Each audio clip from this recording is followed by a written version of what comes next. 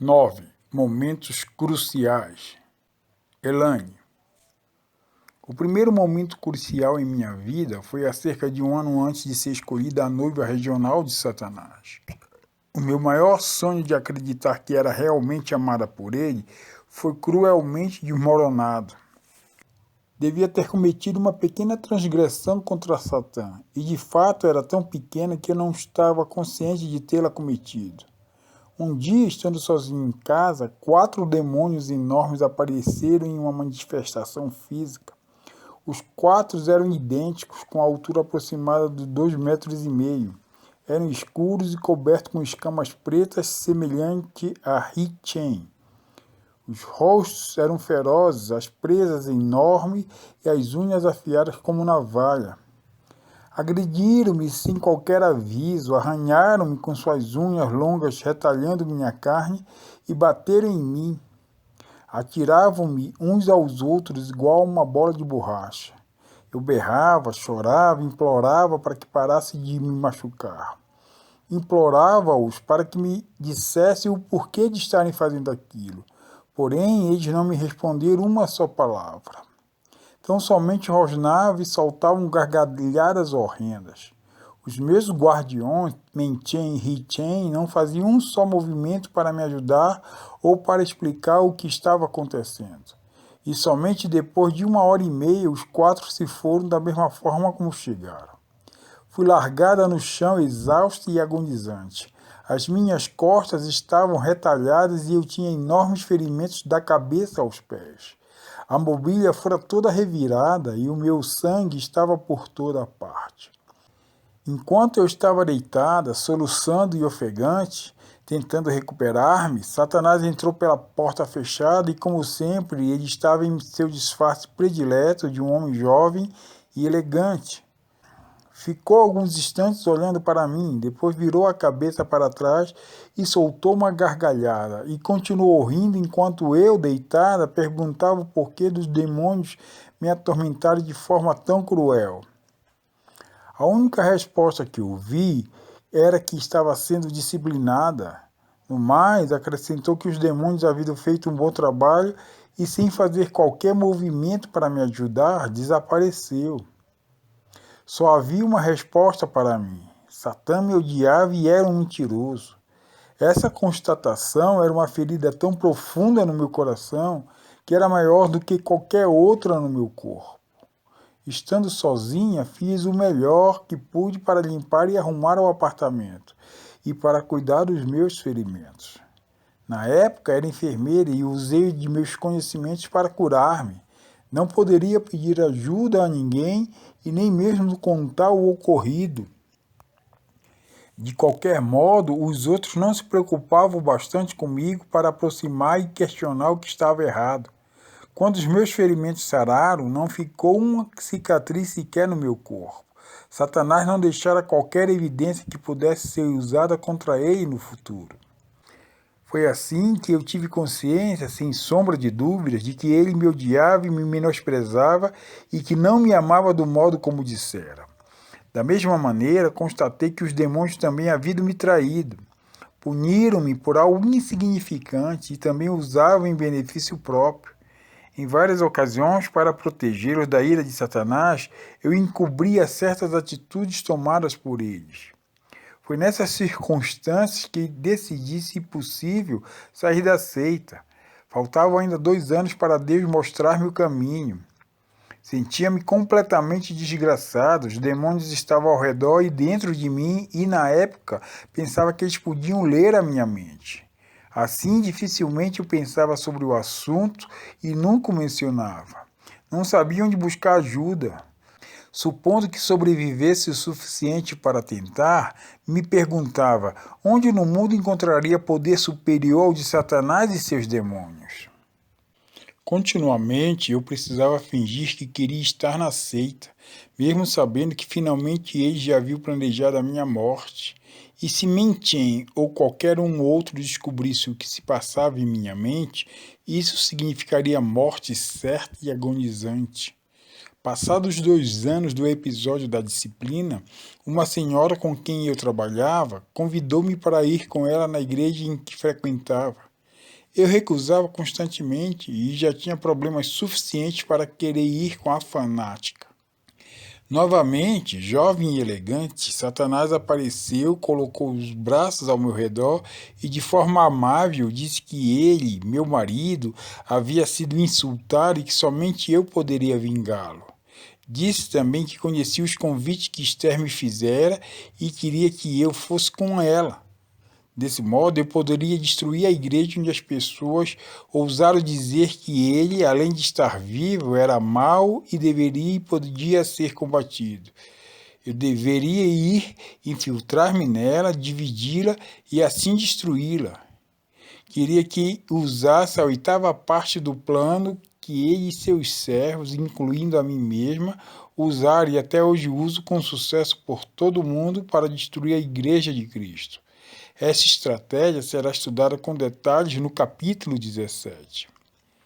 Foram 2 as vezes em que tentei ir. Na primeira, não consegui sequer sair do carro por causa do tremendo poder de Deus naquele lugar. Nunca experimentara algo tão extraordinário. Na segunda, consegui chegar até a porta, mas literalmente não pude pegar na maçaneta, porque o poder de Deus novamente era estrondoso. Os demônios no meu corpo o sentiram e eu decididamente me recusei a entrar. Se Esther não tivesse aproximado de mim novamente no trabalho, não sei se eu teria conseguido voltar. Ela me desafiou a ir. Conhecia-me o suficiente para saber que eu não tentaria de novo.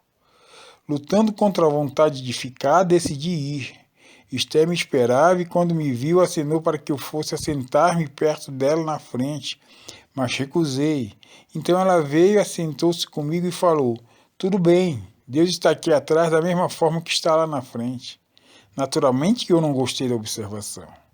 E aconteceu que o jovem que pregara aquela noite estava se candidatando ao cargo de pastor. E o que eu e os demônios conseguimos fazer foi ouvir aquele discurso do começo ao fim. O pior foi quando, imediatamente após o culto, ele veio na direção em que Esther e eu estávamos assentadas. Conversou comigo e tentou fazer-me entregar a minha vida a Jesus. Com termos vagos, lhe disse que eu não queria e que não precisava de Jesus. Ele apenas sorriu e disse: "Estou certo de que você não se incomodará que eu ore por você." Imediatamente lembrei-me de que eu deveria infiltrar-me na igreja. Assim, tentando reprimir a resposta, murmurei: "Não, eu não me importo." Para o meu espanto, ele colocou a mão sobre o meu ombro e começou a orar por mim ali mesmo, e em voz alta. Não suportava ser tocada por ninguém, principalmente por ele, e nem mesmo os demônios o suportaram. Apesar de contorcer-me, ele continuou a orar. Não parecia impressionar-se com o fato e saiu o mais rápido que pude, assim que ele terminou a oração. Porém, algo havia me tocado. No trajeto para casa, falei com o Senhor que se ele existisse e quisesse que eu fosse dele, ele deveria fazer com que o jovem fosse o pastor daquela igreja. No domingo seguinte, a igreja o nomeou para o cargo. Ainda se passaria 1 ano até eu cumprir a minha parte no trato. No mesmo ano, um outro incidente seria determinante para mostrar-me como o Satanás estava mentindo e que existia um poder superior ao dele. Comecei a pensar que talvez Jesus fosse a resposta, e por pouco tempo depois de já estar frequentando a pequena igreja, Satanás veio, obviamente muito furioso, dizendo que no hospital especial havia uma médica que se julgava muito esperta. Ela não só se atrevera a pregar e a orar, como também a intervir no trabalho das bruxas daquela instituição. Ele ordenou-me a organizar um esforço nacional com todas as bruxas mais poderosas na intenção de destruí-la. Não se importava como fizéssemos, mas ela deveria ser morta o mais rápido possível. Só fiquei sabendo 2 anos mais tarde que Rebeca tinha sido o alvo escolhido para receber os ataques de bruxaria. Não me atrevo a pensar o que teria acontecido se tivéssemos sido bem-sucedidos. Louvo a Deus que não o fomos. Depois de ter recebido a ordem, liguei para Ellen, a bruxa líder naquele hospital particular, e passei a ordem de Satã e dei-lhe a incumbência de organizar o resto. Durante vários meses pensei muito pouco sobre a tarefa, exceto quando tinha que fazer periodicamente os encantamentos necessários. Pouco depois de 6 meses, constatei que nas vezes em que fazia encantamentos direcionados à médica, os demônios voltavam incapazes de completar o trabalho.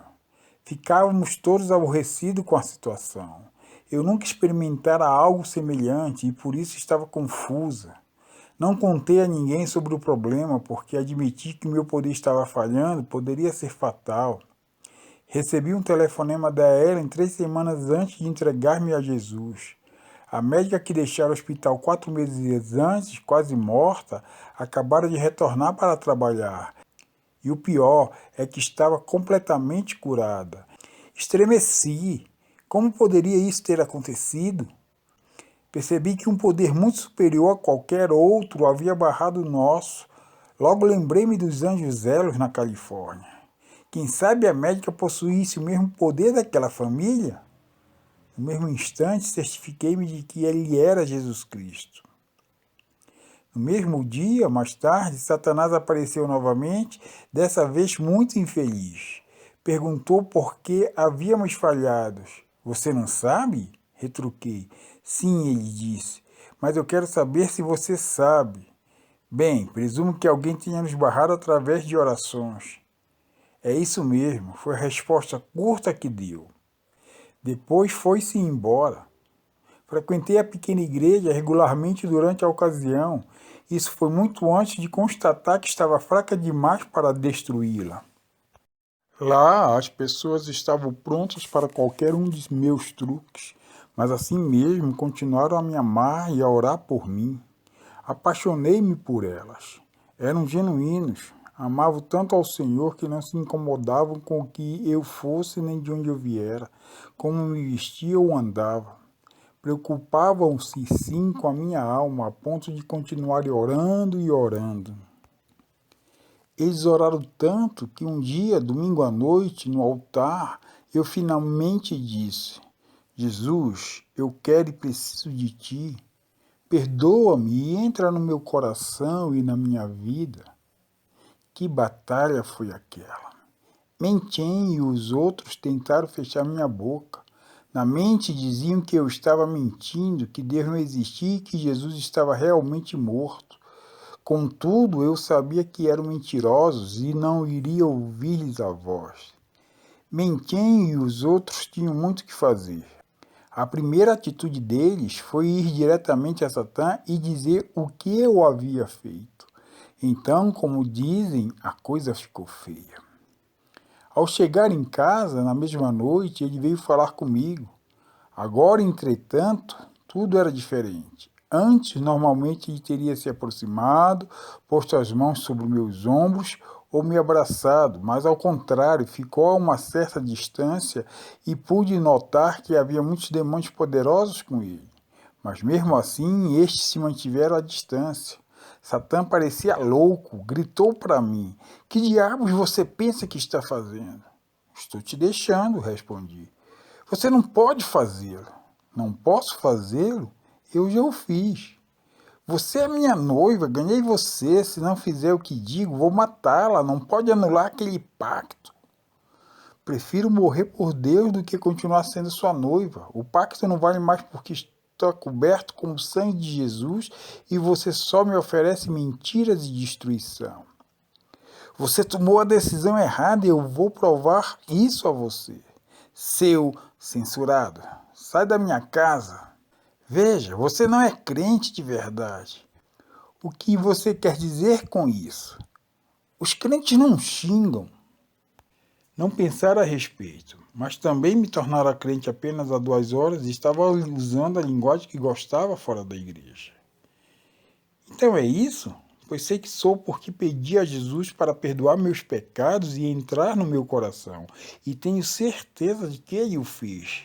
É o que você pensa, mas não aconteceu de verdade.